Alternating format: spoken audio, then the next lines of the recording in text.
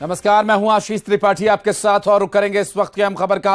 ओंकारेश्वर में एक हादसा हुआ जहां नर्मदा नदी में नाव पलट जाने की वजह से एक बच्चे की मौत हो गई। 6 लोगों के इस नाव पर सवार होने की जानकारी मिल रही। दरअसल हादसे में एक बच्चे की मौत हो गई और एक लापता की तलाश की जा रही है। राहत और बचाव कार्य जारी है। तेज हवा तूफान चलने की वजह से यहां यह हादसा हुआ। ओंकारेश्वर में नर्मदा नदी में तैर रही नाव उस वक्त पलट गई जब काफी तेज हवा चलने की वजह से ये नाव पलट गई। आपको बता दें, ओंकारेश्वर में नर्मदा नदी में नाव पलटने का ये हादसा पेश आया। उस वक्त वहां मौजूद कुछ लोगों ने तब से वीडियो भी बनाया और ये वीडियो सामने आया। दरअसल इस हादसे में एक बच्चे की मौत हो गई जबकि एक अन्य की तलाश की जा रही है जो अभी तक लापता है और लगातार तलाश की जा रही है। नर्मदा नदी में नाव पलट जाने का ये पूरा मामला और तेज तूफान आने की वजह से ये नाव पलट गई। ओंकारेश्वर में नर्मदा नदी में नाव पलट जाने का मामला सामने आया।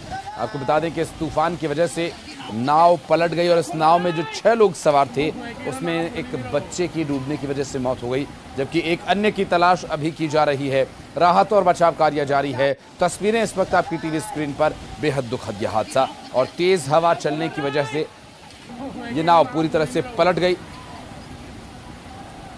और नाव में उस वक्त करीब 6 लोग सवार थे ऐसा बताया जा रहा है। अब तक मिल रही जानकारी के अनुसार हादसे में एक बच्चे की मौत हो गई और एक अन्य शख्स की तलाश की जा रही है जो कि नाव पलट जाने के हादसे के बाद लापता है और लापता की तलाश लगातार जारी है। राहत और बचाव कार्य जारी है। और आपको बता दें, ओंकारेश्वर में नर्मदा नदी में ये हादसा हुआ जहां नर्मदा नदी में उस वक्त नाव में करीब 6 लोग सवार थे और बहुत तेज हवा वहां अचानक चलने लगी जिसकी वजह से नाव पलट गई।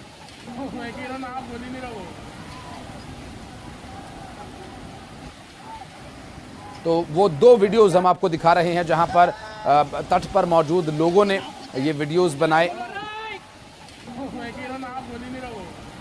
और हमारे सहयोगी आशुतोष पुरोहित इस वक्त हमारे साथ जुड़ गए, उनसे बात करेंगे। आशुतोष, कैसे ये दुर्घटना घटित हुई, क्या कुछ इसके बारे में डिटेल्स मिल पा रही है, क्या बता रही है रेस्क्यू टीम?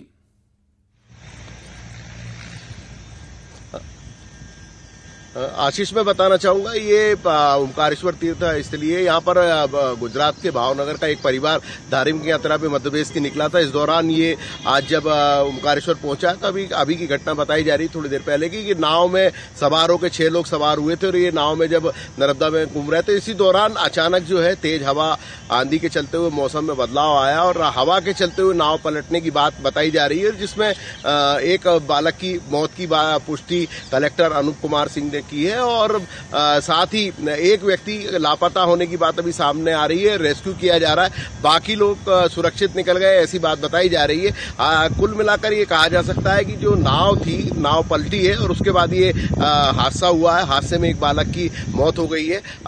कलेक्टर के साथ साथ जो गुजरात से लोग आए थे वो कार सवार ड्राइवर से भी हमारी बातचीत हुई तो ड्राइवर ने भी पुष्टि की है कि वो एक बालक जो है उसकी मौत हो गई है और एक अभी लापता है जिसको रेस्क्यू टीम के द्वारा ढूंढा जा रहा है। और इस दौरान स्थानीय लोगों ने जब सवाल उठाए कि अवैध रूप से नाव चलती है तो उसको लेकर कलेक्टर से बातचीत हुई। कलेक्टर का कहना है कि अब एक अभियान चलाया जाएगा। इस प्रकार अगर नाव अवैध रूप से चलती है तो उनके खिलाफ कार्रवाई की जाएगी। इनका बाकायदा रजिस्ट्रेशन होगा और जो उपकरण सुरक्षा के रहना चाहिए नाव में अगर नहीं होंगे तो वो नाव अब ओंकारेश्वर में नहीं चलेगी। जी आशीष, लेकिन अभी इस पूरे मामले को लेकर कुछ और पहलू खुलना बाकी है। बहुत शुक्रिया फिलहाल आपका इस पूरे मामले पर जानकारी देने के लिए।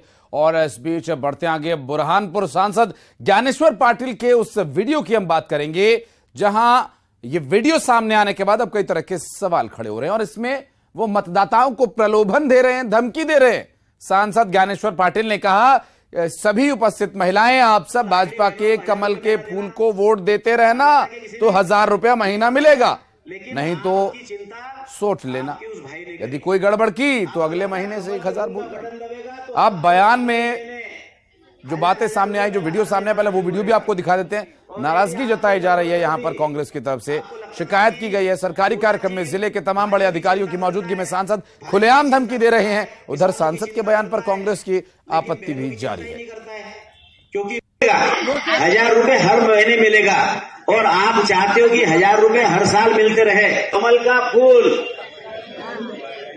के फूल का बटन दबाना है ना। कमल के फूल का बटन दबेगा तो आपको 12 ही महीने 1,000 रुपए महीना हर महीना आना शुरू रहेगा। और यदि आपने गड़बड़ कर दी तो फिर वो आप भूल जाना कि पैसे मिलेगा। जैसे कर्नाटक में भाजपाइयों को जनता ने धूल चढ़ाई है और उनको उनकी असलियत बता दी, वैसे ही बौखलाहट में, घबराहट में भारतीय जनता पार्टी के लोगों ने मध्य प्रदेश में हमारे यहाँ पे सांसद ज्ञानेश्वर पाटिल जी ने इच्छापुर में जिस प्रकार से प्रलोभन देकर महिलाओं को डरा धमकाकर 1,000 रुपया तभी मिलेगा जब आप कमल के फूल के बटन पर वोट देंगे, एक सरकारी का आयोजन में ये बात करके, जहां पर कि जिले के अधिकारी बैठे हैं, उनके सामने अपनी पार्टी का जो प्रचार प्रसार किया है, ये बिल्कुल भी गलत है। लव जिहाद के आतंक के जाल की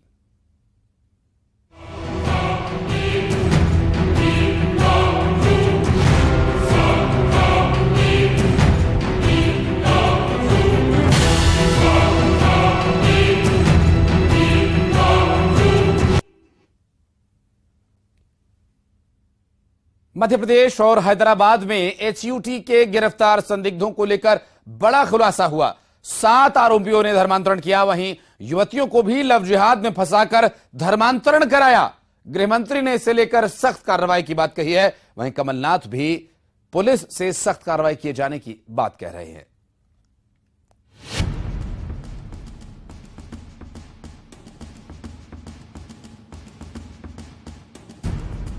हैदराबाद और मध्य प्रदेश में एनआईए की कार्रवाई में पकड़े गए 16 गिरफ्तार आरोपियों से सुरक्षा एजेंसियां लगातार पूछताछ कर रही हैं। सुरक्षा एजेंसियों की पूछताछ में बड़ा खुलासा हुआ है। जो जानकारी सामने आई है उसके मुताबिक गिरफ्तार 16 आरोपियों में 7 ने धर्मांतरण किया था। कुछ युवक हिंदू से मुस्लिम बने, फिर इन लोगों ने युवतियों को लव जिहाद में फंसाकर धर्मांतरण कराया। इस खुलासे के बाद से गृह मंत्री नरोत्तम मिश्रा का बयान सामने आया। उनका कहना था कि जिहादी कॉकरोचों पर सरकार पेस्टिसाइड की तरह काम कर रही है। एक बात मैं बता दूं आपको कि जिहादी कॉकरोचों के लिए मध्य प्रदेश की पुलिस पेस्टिसाइड की तरह ये ढूंढ के निकाल के मारेगी। आतंकियों की साजिश को लेकर कमलनाथ ने भी बयान दिया। उनका कहना था कि ये पुलिस की जिम्मेदारी है कि एमपी में आतंकी घुसपैठ ना कर सकें। अब ये पुलिस प्रशासन का दायित्व है कि ये मध्य प्रदेश को मुक्त करें इससे। पकड़े गए आतंकियों के तार एचयूटी नाम के संगठन से जुड़े हैं। कहा यह जा रहा है कि इस संगठन को एक ही आदमी ऑपरेट कर रहा था। पकड़े गए लोगों से पूछताछ चल रही है। माना यह जा रहा है जल्द ही एचयूटी के आका के गिरबान तक एनआईए का शिकंजा कसेगा।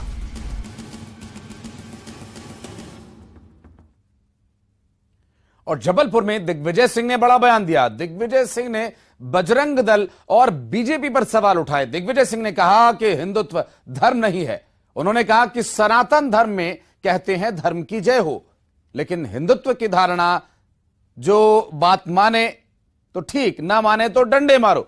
उनके घर तोड़े जा रहे हैं। और उधर दिग्विजय सिंह के बयान पर बीजेपी ने पलटवार किया। नेहा बग्गा ने कहा कि आपका प्रेम जिहादियों से है। देखो, बात यह है, हमारा सनातन धर्म है। हम हिंदुत्व को धर्म नहीं मानते। सनातन धर्म के आयोजन में क्या नारा लगता है? धर्म की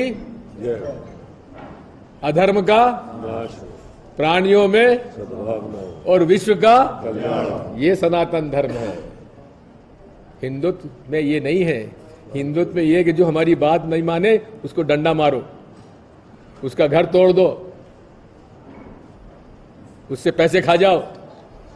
ये और क्यों आप भूल जाते हो? आपके पड़ोस में बजरंग दल के नेता श्री बलराम सिंह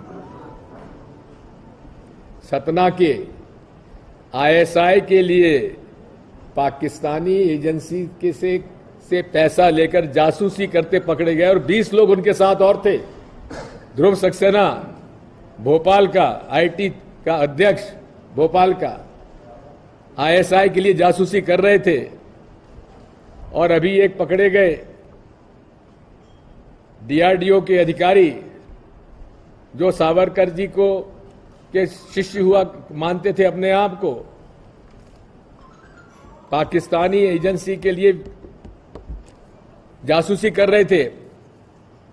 मेरी घोर आपत्ति इस बात की है कि शिवराज सिंह चौहान ने इन लोगों के खिलाफ नेशनल सिक्योरिटी एक्ट क्यों नहीं लगाया? उनको जमानत कैसे होने दी? हाई कोर्ट की जमानत के खिलाफ सुप्रीम कोर्ट में जमानत के खिलाफ अपील क्यों नहीं की गई? क्योंकि आप आरोप लगा रहा हूं शिवराज सिंह चौहान आप पर कि आपकी मिली भगत से ये सब कुछ हो रहा था। दिग्विजय सिंह जी ने बिल्कुल सही कहा कि वो हिंदुत्व को नहीं मानते, क्योंकि हिंदू जो है वो तो वसुदेव कुटुंबकम को मानता है दिग्विजय सिंह जी, और आपका प्रेम तो जिहादियों से है, आपका प्रेम तो आतंकवादियों से है। और सदैव ही आपने जिस प्रकार का सम्मान उसामा जी को दिया है, हाफिज साहब को दिया है, या फिर शांति का दूत आपको जाकिर नायक लगा है, ये स्पष्ट दिखाता है कि हिंदुओं के प्रति आपकी घृणा किस प्रकार की है। और मध्य प्रदेश में विधानसभा चुनाव को लेकर बीजेपी और कांग्रेस के बीच जमकर बयानबाजियां हो रही हैं। कमलनाथ ने कहा कि एमपी में विश्वास के मुद्दे पर विधानसभा चुनाव कांग्रेस लड़ेगी और इसे लेकर वीडी शर्मा ने पलटवार किया। वीडी शर्मा ने कहा कि बीजेपी अपने कार्यकर्ता के बल और नेतृत्व के विश्वास पर ऐतिहासिक जीत दर्ज करेगी।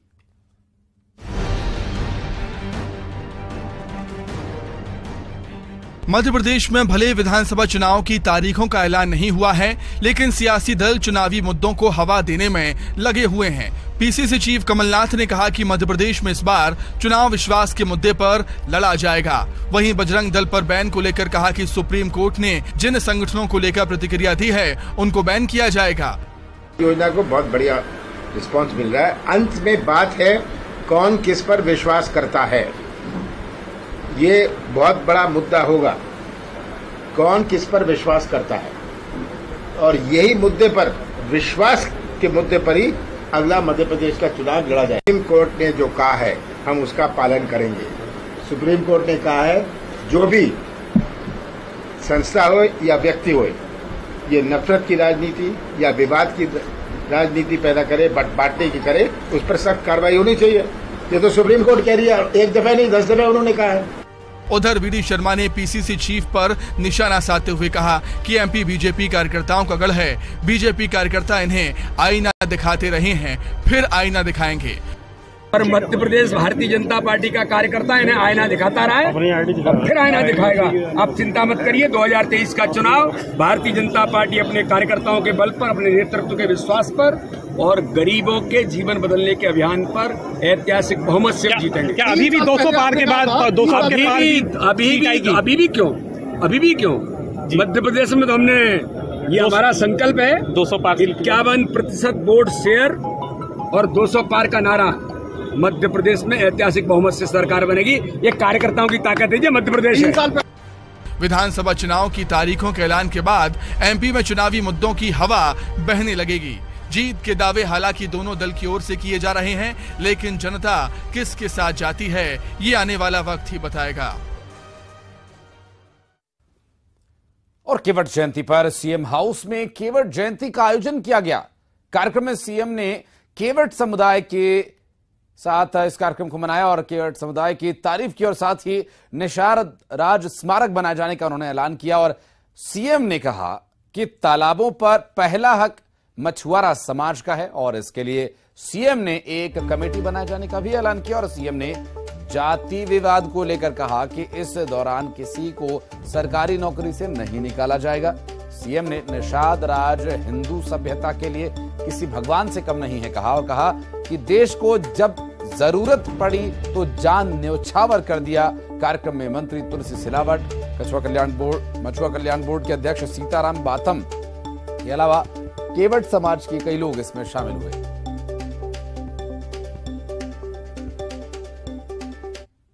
बाहर नहीं निकाले जाएंगे, उनको पूरा संरक्षण देने का काम किया जाएगा। ये जवाबदारी भी इस कमेटी के जिम्मे, और कमेटी मतलब मैं साथ खड़ा हूं आपके, मिलकर हम करने का काम करेंगे। हम ये भी तय करते हैं कि अभी चिन्हित स्थान कुछ तय कीजिए। एक स्थान पर विशाल निषाद राज स्मारक बनाया जाएगा। हम अच्छा स्मारक बनाएंगे। निषाद राज, केवट समाज, उनके चरित्र को हम उकेरने का काम करेंगे। वो हमारी श्रद्धा और आस्था का काम करेगा।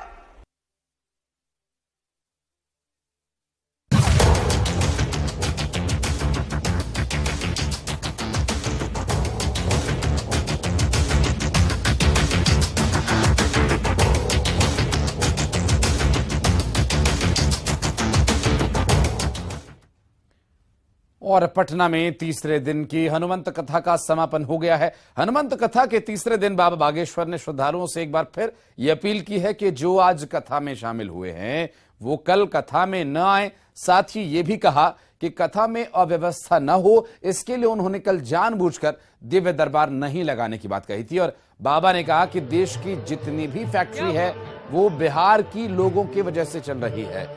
अगर बिहार के लोग आपस में वापस अपने घरों में जाकर बैठ जाएं तो सब कंपनीज ठप हो जाएंगी। साथ ही लोगों से कहा कि हनुमंत कथा की दक्षिणा में अगर कुछ देना चाहते हो तो बिहार की संस्कृति को न भूलना। सब गाइए बैठ करके, जितना भी श्रोता समुदाय, कल इतनी ज्यादा भीड़ हो गई थी कि सामने सब जगह एकदम लगे पगलई पगला नजर। तो हमने कल एक चाल चली कि दरबार नहीं लगना है। आज थोड़ी कम आई, लेकिन कम काहे को, तीनों पंडाल फुल हैं, फिर भी जाम ज्यों का त्यों है। और कथा के पहले बाबा ने दिव्य दरबार लगाया और दिव्य दरबार में लोगों ने अर्जी लगाई। बाबा बागेश्वर ने न्यूज 18 के संवाददाता विनीता मिश्रा के जरिए 2 श्रद्धालुओं के नाम पर्चा निकाला और दोनों को दरबार में बुलाया, उनकी समस्याओं को सुना। आप रेलिंग से पीछे चले जाओ, हम पहले से पर्चा लिखकर रख लेते हैं। अभी तक जिनको बुला रहे शायद वो हमारे लोग हों या हमने उनका पता करवा लिया हो। अब हम 2 पर्चे ऐसे बनाएंगे जो पहले से ही लिख करके रख लेंगे। और आप कौन सी न्यूज 18 से हो ना, आप जिसको उठाकर लाओगी उसी का पर्चा निकलेगा।